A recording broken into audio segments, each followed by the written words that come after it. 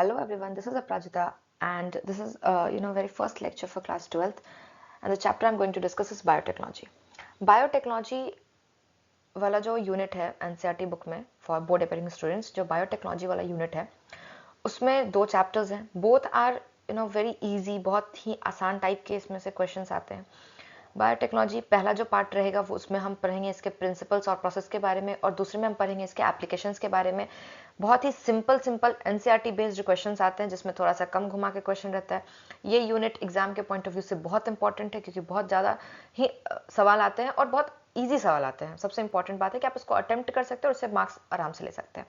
ठीक है, तो सबसे पहले हम स्टार्ट करते हैं बायोटेक्नोलॉजी के इंट्रोडक्शन के बारे में, और आज मैं बहुत ही बेसिक चीज़ें बताऊंगी बायोटेक्नोलॉजी के बारे में जो आपका जानना ज़रूरी है. हाँ, बायोटेक्नोलॉजी के पहले एक चीज़ जो इम्पॉर्टेंट है वो है आपको बेसिक डीएनए के स्ट्रक्चर का नॉलेज. जेनेटिक्स में जो डीएनए पढ़ना है, जो स्ट्रक्चर ऑफ डीएनए पढ़ना है या डीएनए के कोडोन्स के बारे में पढ़ना है, डीएनए के न्यूक्लियोटाइड सीक्वेंस या जो भी उसके बारे में, जो भी डीएनए का जो बेसिक स्ट्रक्चर है वो आपके पास होना चाहिए. बायोटेक्नोलॉजी कोई ऐसा एक चैप्टर नहीं है जिसमें हम कोई भी एक टॉपिक उठाएंगे और वहां से लेकर खत्म कर देंगे. बायोटेक्नोलॉजी एक मल्टी डिसिप्लिनरी चैप्टर है. इसमें बहुत सारे चैप्टर्स का यूज़ करेंगे. जैसे हम माइक्रोबायोलॉजी मतलब माइक्रो ऑर्गेनिज्म के बारे में हम यूज़ करेंगे, माइक्रो ऑर्गेनिज्म का हम यूज़ देखेंगे. जैसे मोनेरा में हम बैक्टीरिया, प्लाज्मिड के बारे में देख सकते हैं. फिर हम जेनेटिक्स का यूज़ करेंगे, बायोमोलिक्यूल्स का यूज़ करेंगे. तो बहुत सारा ऐसा चीज़ है जो पहले के पढ़े हुए चैप्टर से यहाँ पे हम अप्लाई करेंगे. बट आई ट्राई कि जहाँ भी कुछ भी पहले का कोई भी टॉपिक आता है या कोई भी पॉइंट आता है तो मैं उसको वहाँ पे एक्सप्लेन करूँ. बट ये इन्फॉर्मेशन मतलब ये आपके पास जानकारी होनी चाहिए कि बेसिक डीएनए का नॉलेज, बेसिक डीएनए के स्ट्रक्चर के बारे में आपको पता होना चाहिए before starting the chapter. But still I try कि हाँ, एग्जाम के पॉइंट ऑफ व्यू से जो चीज़ जरूरी है जहाँ पे, वहाँ पे मैं उसको एक्सप्लेन कर सकूँ. So let's start. एंड सबसे पहले हम बायोटेक्नोलॉजी के बेसिक चीज़ों के बारे में पढ़ेंगे. क्या है बायोटेक्नोलॉजी और इसमें क्या क्या बेसिक चीज़ें हैं जो हमें पढ़नी है.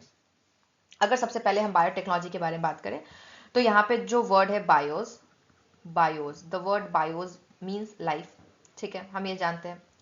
Techno here refers to technology, and ology obviously is the study. मतलब हम यहाँ क्या कर रहे हैं, हम यहाँ पे लाइफ को टेक्नोलॉजी के साथ मिला के पढ़ रहे हैं. कैसी टेक्नोलॉजी, मतलब हम यहाँ पे जो है लाइफ को इंडस्ट्रियल प्रोसेसेस या टेक्निकल प्रोसेसेस में अप्लाई कर रहे हैं. तो बायोटेक्नोलॉजी का जो सीधा मतलब होता है वो होता है application of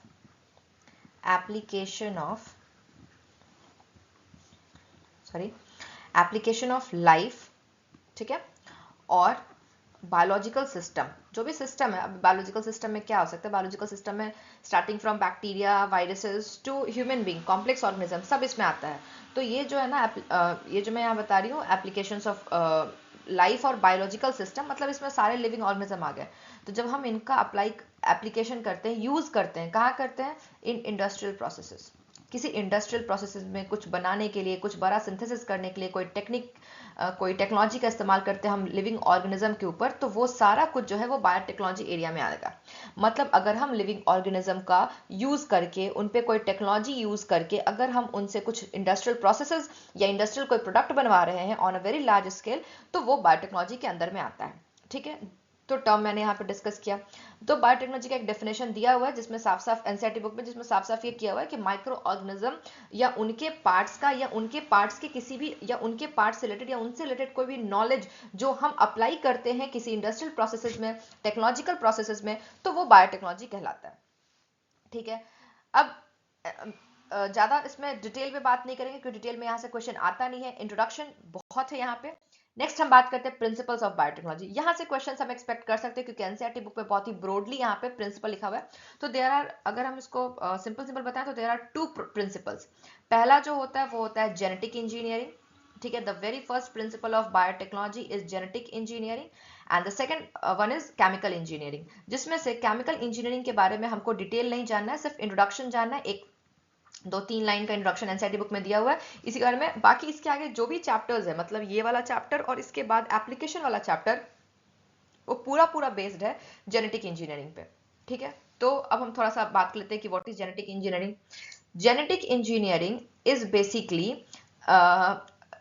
to alter the genetic material of the organism. Genetic मतलब यहाँ हम जीन से बात करें, जीन यानी मतलब लिविंग ऑर्गेनिज्म के जेनेटिक्स के बारे में, लिविंग ऑर्गेनिज्म के जीन के अरेंजमेंट के बारे में, कोई भी लिविंग ऑर्गेनिज्म है उसके जीन या जेनेटिक अरेंजमेंट के बारे में हम बात कर रहे हैं। और उसके साथ हमने क्या कर दी, कोई इंजीनियरिंग कर दी, कोई तरीका, कोई टेक्निकल या कोई टेक्निक उस पर लगा दिया। मतलब इसमें हम क्या करते हैं, इसमें हम कोई भी लिविंग ऑर्गेनिज्म लेते हैं, कोई भी लिविंग ऑर्गेनिज्म लेंगे,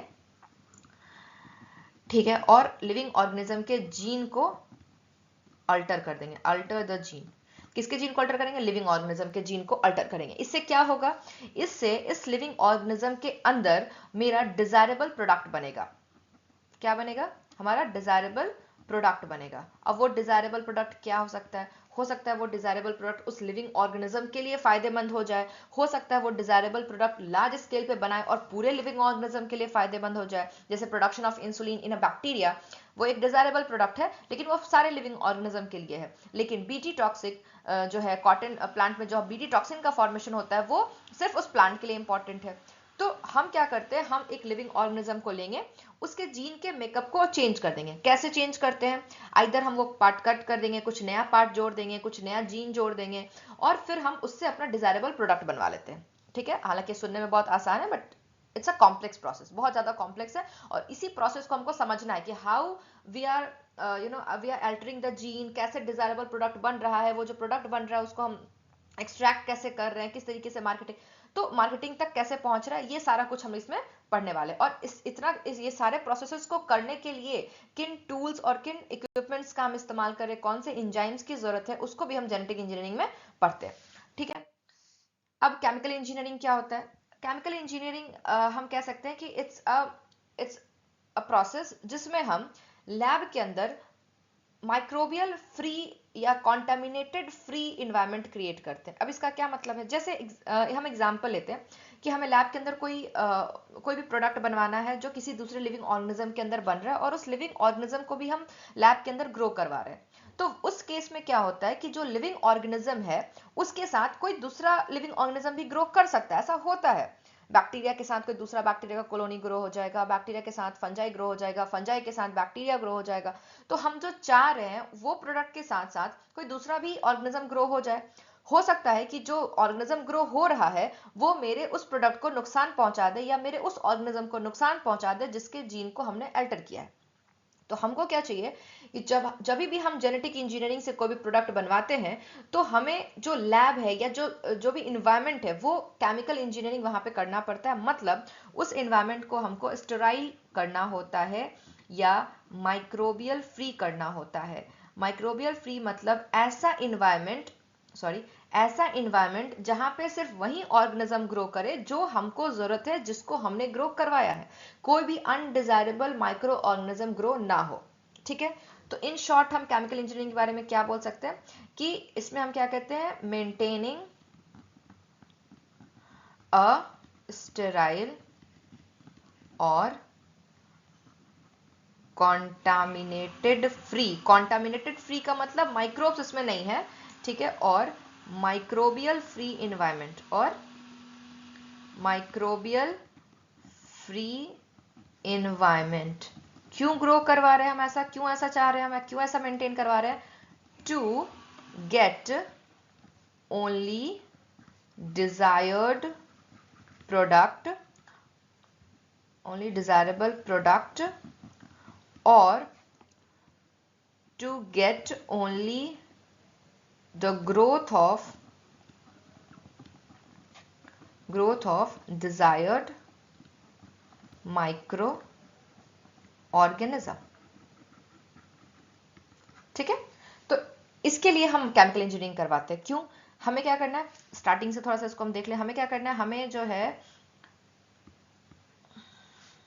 सेकेंड, हाँ, हमें जो है स्टेराइल या कॉन्टामिनेटेड फ्री इन्वायरमेंट तैयार करना है जिसमें कोई भी माइक्रोब्स नहीं होना चाहिए, सिर्फ वो माइक्रोब्स होना चाहिए जिसको हमने डिजायर करवाया, जो हमारा डिजायर्ड माइक्रो ऑर्गेनिज्म है, और उससे बनने वाला जो प्रोडक्ट है बस वही बनना चाहिए।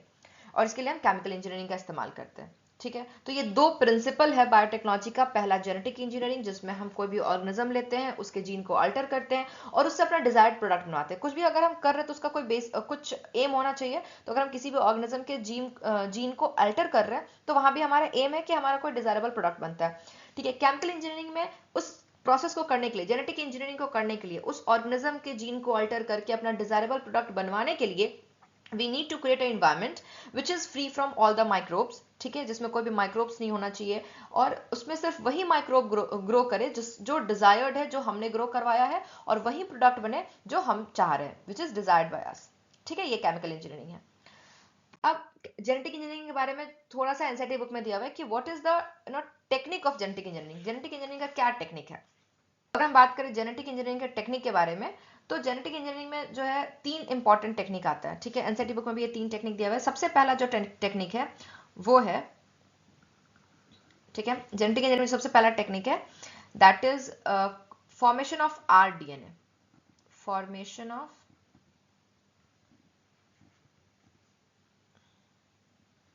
आरडीएनए। ठीक है, दूसरा जो टेक्निक बनता है, दूसरा जो टेक्निक है वो है use of gene cloning, and the third is gene transfer. ठीक है, अब ये क्या है, हालांकि इस पर हम बहुत डिटेल में बात करेंगे, बट अभी मैं शॉर्ट में थोड़ा सा बताती हूँ। ठीक है, आरडीएनए तो बहुत ही इंपॉर्टेंट है। ठीक है, आरडीएनए से क्वेश्चन आता है। आरडीएनए क्या है? RDNA is a recombinant DNA. अब क्या हो रहा है, हम लोग को क्या करना है कि किसी भी ऑर्गेनिज्म के जीन को अल्टर करना है या कोई नया जीन उसमें इंट्रोड्यूस करवाना है। तो हम क्या करते हैं, कोई डीएनए लेंगे, उस ऑर्गेनिज्म से कोई डीएनए निकाल लेंगे, या कोई प्लाज्मिड लेंगे हम। ठीक है, जैसे बैक्टीरिया है, उसमें कोई नया जीन इंट्रोड्यूस करना है, तो हम क्या करेंगे, हम प्लाज्मिड लेंगे, उस प्लाज्मिड को कट करके कुछ डिजायरेबल प्रोडक्ट वाला जीन डालेंगे उसके साथ। ठीक है, तो हम क्या करेंगे, हम कोई होस्ट डीएनए लेते हैं, ठीक है, जिस डीएनए को बदलना है, और उसमें कोई फॉरेन डीएनए को ऐड कर देते हैं। और ये फॉरेन डीएनए कहाँ से चुना हमने? ये फॉरेन डीएनए हमने वो चुना है जो अपना डिजायरेबल प्रोडक्ट दे सकता है, जो हमको चाहिए। उसको हम इस होस्ट के साथ जब डालेंगे तो अब जो डीएनए बनेगा वो डीएनए कहलाता है आरडीएनए, रिकॉम्बिनेंट डीएनए, नया कॉम्बिनेशन का डीएनए। मतलब उसके कॉम्बिनेशन को हमने क्या किया, उसके कॉम्बिनेशन को हमने स्लाइटली चेंज कर दिया, तो ये न्यू कॉम्बिनेशन वाला डीएनए हो गया। अब इस डीएनए को हम क्या करेंगे, अब ये डीएनए हमने बनाया है, तो इस डीएनए का हमें मल्टीपल कॉपीज तैयार करना होगा। तो हम क्या करेंगे, हम करेंगे जीन का क्लोनिंग। मतलब इस आरडीएनए का हम लोग millions of copies, billions of copies बना सकते हैं, बनाना चाहिए भी, बना के रख लेते हैं। उसके बाद हम इसको ट्रांसफर करते हैं उन ऑर्गेनिजम्स में जहां पे वो एक्सप्रेस करके अपना डिजायरेबल प्रोडक्ट को दे सके। हम क्या कर रहे हैं, सबसे पहले हम आरडीएनए का फॉर्मेशन कर रहे हैं, ठीक है, फिर जीन क्लोनिंग का यूज कर रहे हैं और जीन को ट्रांसफर कर रहे हैं। आरडीएनए कैसे बनता है? आरडीएनए बनता है जब हम होस्ट डीएनए में फॉरेन डीएनए को ऐड करते हैं। होस्ट डीएनए के जो कॉम्बिनेशन है उसको हमने कट किया, ठीक है, और कोई फॉरेन डीएनए डाला। वो फॉरेन डीएनए हमने क्यों डाला? क्योंकि वो डीएनए जो है वो अपना डिजायरेबल प्रोडक्ट बनाएगा, या हमने वो चुना है, that is gene of interest, उसको हमने चुना है, उसको हमने कहीं से कट करके लाए हैं और उस फॉरेन होस्ट डीएनए में इंसर्ट कर दिया, जोड़ दिया, तो आरडीएनए बन गया। अब इस आरडीएनए का हमें क्या करना है, क्लोनिंग करना है। एक आरडीएनए से नहीं होगा, हमको उस आरडीएनए का, क्योंकि बहुत ही हमने डिजायरेबल जीन बनाया है, तो हम उसका क्लोनिंग करेंगे, कॉपी करेंगे पीसीआर की मदद से, या जो भी प्रोसेस है उससे हम इसका बिलियंस ऑफ कॉपीज तैयार करेंगे। उसके बाद जब इसकी सारी कॉपीज तैयार हो जाएंगी तो हम इसको होस्ट के अंदर डाल देंगे, जिसके अंदर वैसा होस्ट कौन सा चुनेंगे, वैसा होस्ट जो ऐसा होस्ट जिसके बॉडी में ये फॉरेन डीएनए जो है वो एक्सप्रेस कर सके खुद को। ठीक है, तो ये काम करेंगे, और जब हम होस्ट चुनेंगे तो ये होस्ट के अंदर इसको हमने इंसर्ट किया, और यहाँ पे जो है ना ये डिजायरेबल प्रोडक्ट देना स्टार्ट कर देगा। This is the basic technique, this is the basic concept of genetic engineering. हमने कोई डीएनए लिया, ठीक है, जो होस्ट डीएनए है जो किसी बॉडी के अंदर जाता है, उसमें हमने थोड़ा सा स्लाइड चेंज किया, फॉरेन डीएनए को मिलाया, फिर उस फॉरेन डीएनए को मिलाते ही वो आरडीएनए का फॉर्मेशन हुआ। आरडीएनए का हमने मल्टीपल कॉपीज तैयार करवाया और फिर उसको उस बॉडी में ट्रांसफर कर दिया जहां पे डिजायरेबल प्रोडक्ट मिलने वाला है। ठीक है, तो this is the basic concept of genetic engineering. Genetic engineering के एप्लीकेशंस के बारे में थोड़ा बहुत हम इंट्रोडक्शन अभी दे दें कि एप्लीकेशंस इसका जो है वो बहुत वाइड है, और हमको क्या क्या एप्लीकेशंस देखना है वो मैं बताती हूँ। सबसे पहले तो हम जो है ना जेनेटिक इंजीनियरिंग का एप्लीकेशन देखेंगे एग्रीकल्चर में। ठीक है, एग्रीकल्चर में एग्जाम में बहुत ज्यादा क्वेश्चन आता है एग्रीकल्चर से रिलेटेड, मेडिसिन से रिलेटेड, ठीक है, कोई भी केमिकल से रिलेटेड, वैक्सीन, मतलब आज हमारे अगल बगल जो है बहुत सारा ऐसा चीज है जो बायोटेक्नोलॉजी का प्रोडक्ट है और हम उसको डे टू डे लाइफ में यूज कर रहे हैं, ठीक है। तो ये बहुत सारा जो है ना, इसमें ये जो मैंने अभी बताया, ये बहुत सारा एप्लीकेशन है बायोटेक्नोलॉजी का, जिसके बारे में हम अगले वाले चैप्टर्स में पढ़ेंगे।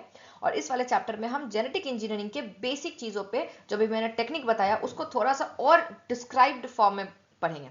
तो जो आने वाला टॉपिक होने वाला है वो क्या है कि भाई जेनेटिक इंजीनियरिंग करने से पहले, उसके प्रोसेस को समझने से पहले हम उसके सारे टूल्स को देखेंगे कि what are the different tools जो जेनेटिक इंजीनियरिंग में जरूरत है, कौन कौन से टूल्स का हमें रिक्वायरमेंट है वो हम देखेंगे। तो पहले हम टूल्स के बारे में बात करेंगे और फिर हम बात करेंगे उस प्रोसेस के बारे में, and then the application part, ठीक है। तो in the next video we are expecting the tools which are used in genetic engineering, और जिसमें से सबसे पहला टूल जो होता है वो होता है बहुत सारा एंजाइम। तो कौन कौन सा एंजाइम्स है जो बायोटेक्नोलॉजी में, जेनेटिक इंजीनियरिंग में हम यूज करते हैं, उसके बारे में हम डिटेल बात करेंगे, ठीक है।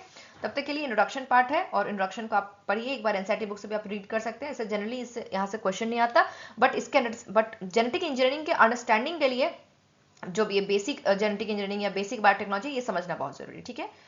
Thank you for watching.